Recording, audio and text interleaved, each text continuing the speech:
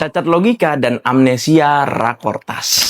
Dalam videonya, Bung Ferry bilang kayak gini. Ini keliru banget. Soal Rakortas itu udah terjadi berkali-kali juga. Silahkan kalian cek di googling, ada websitenya juga, ada laporan beritanya juga, dan lain sebagainya. Jadi dibilang tanpa Rakortas itu sangat-sangat menyesatkan publik. Ya udah, mari kita bahas. Salah satu kesalahan paling mendasar dari Bung Ferry adalah nggak paham konteks alias cacat logika Rakortas dan jenis gula yang dimaksud. Kelihatan nggak baca.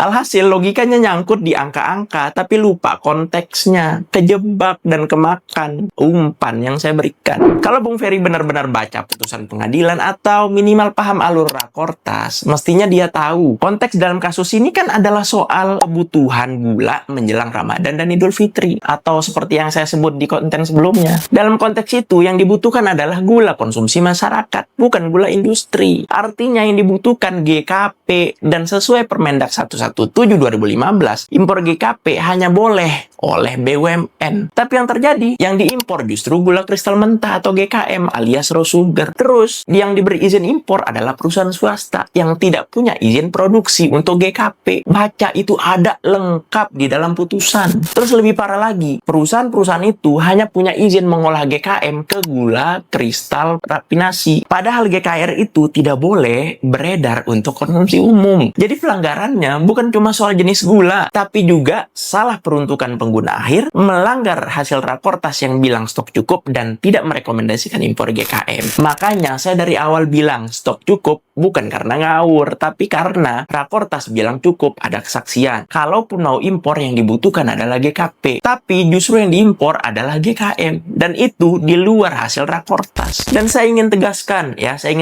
nih, saya nggak pernah menyalahkan data USDA. Faktanya saya bilang benar gitu kan. Saya baca, saya pahami, tapi USDA itu laporan tahunan, bukan alat ukur kebutuhan temporer menjelang hari raya keagamaan. Dan USDA nggak pernah bilang impor boleh tanpa prosedur hukum. Coba dicek deh. Jadi ketika saya bilang impor tanpa Rakortas, itu bukan berarti Rakortas nggak ada. Tapi karena isi Rakortasnya dilanggar, jenis gulanya beda, mekanismenya nggak sesuai prosedur, ya, dan perusahaannya nggak layak sesuai izin. Kalau memang mau impor GKM, ya harusnya ada Rakortas baru dong. Itulah yang saya sebut tanpa Rakortas. Kalau Bung Ferry benar-benar baca putusan, bukan cuma baca headline berita ya, semua ini sebenarnya sudah terang benerang. Gimana menurut kalian?